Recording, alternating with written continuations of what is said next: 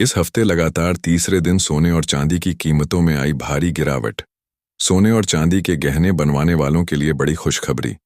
पिछले 10 दिनों में सोने की कीमतों में 10,000 से ज्यादा की गिरावट आ चुकी है।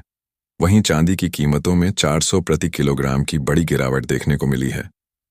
ऐसे में अगर आप भी शादी विवाह के लिए सोने या चांदी के आभूषण बनवाने की सोच रहे हैं तो इस वीडियो को अंत तक जरूर देखें।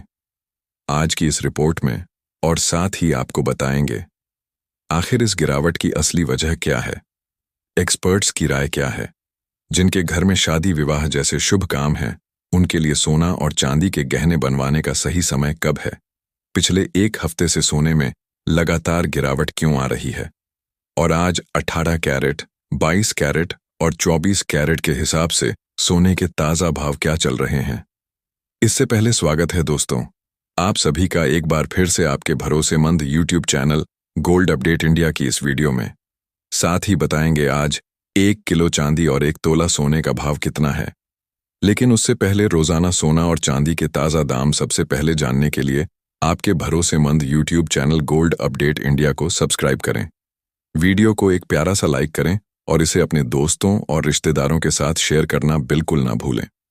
अब आइए सबसे पहले जान लेते हैं आज चांदी के ताज़ा भाव क्या रहे और इसमें कितनी गिरावट आई है। ऐसे में दोस्तों अब जान लेते हैं आज भारत में MCX बाजार के अनुसार चांदी के ताज़ा भाव क्या है।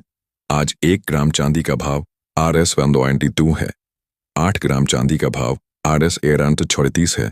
10 ग्राम चांदी का भाव RS 20 है। 100 ग्राम चांदी का भाव RS 2 है। 1 किलो चांदी का भाव RS 42 है।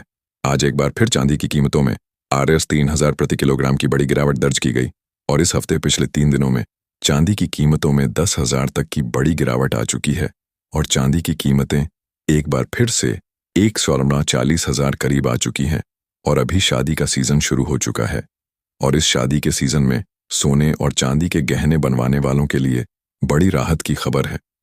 ऐसे में अगर आप सोने चांदी के गहने बनवाने की सोच रहे हैं तो अभी भी आपके पास एक शानदार मौका है। कई दर्शकों का सवाल है कि आने वाले दिनों में सोना और चांदी सस्ता होगा या महंगा। आपको बता दें, ट्रंप ने जापान और ऑस्ट्रेलिया के साथ रेयर अर्थ मिनरल को लेकर डील की है, जिसका सीधा असर सोने चांदी पर पड़ा है। दरअसल अमेरिका और चीन के बीच जो ट्रेड टेंशन चल रही थी उसमें अब थोड़ी राहत दिखी है। दोनों देशों के नेताओं डोनाल्ड ट्रंप और शी जिनपिंग की बड़ी बैठक होने जा रही है। अगर इस मीटिंग का नतीजा पॉजिटिव आता है तो गोल्ड की सेफ हेवन डिमांड घटेगी और सोने के दामों में और गिरावट देखने को मिल सकती है। साथ ही आपको बता दें, आज रात फेडरल रिजर्व का बड़ा फैसला आने वाला है। ब्याज दरों में कटौती होगी या नहीं, यह सबसे बड़ा सवाल है। और साथ ही आज रात यूरोपियन सेंट्रल बैंक और बैंक ऑफ जापान की भी मीटिंग है। अगर फेडरल रिजर्व ब्याज दरों में कटौती करता है तो डॉलर कमजोर होगा और गोल्ड को सपोर्ट मिलेगा, यानी कीमतों में फिर से उछाल आ सकता है। लेकिन अगर रेट्स में कोई बदलाव नहीं हुआ तो सोने में गिरावट जारी रह सकती है। मनोज कुमार जैन जी के मुताबिक सोने में जो गिरावट आई है उसके पीछे 2 बड़े कारण हैं। पहला, अमेरिका और चीन के बीच जो ट्रेड मीटिंग होने वाली है उससे पहले मार्केट में थोड़ा डर और अस्थिरता दिख रही है। दूसरा, अमेरिका की फेडरल बैंक की ब्याज दरों को लेकर अनिश्चितता बनी हुई है। इन दोनों वजहों से डॉलर मजबूत हुआ और सोने में प्रॉफिट बुकिंग देखने को मिली, यानी लोगों ने सोना बेचकर मुनाफा ले लिया। अगर अमेरिका और चीन के बीच कोई ट्रेड डील हो जाती है तो सोने में थोड़ी और गिरावट आ सकती है, यानी सोना थोड़ा और सस्ता हो सकता है। लेकिन अगर डील नहीं बनती तो मार्केट में डर बढ़ेगा और ऐसे में निवेशक फिर से सोने की तरफ भागेंगे, तब सोना तेजी पकड़ सकता है। दोस्तों, इस समय बाजार में काफी वॉलेटिलिटी है, कभी अचानक तेजी तो कभी एकदम से गिरावट।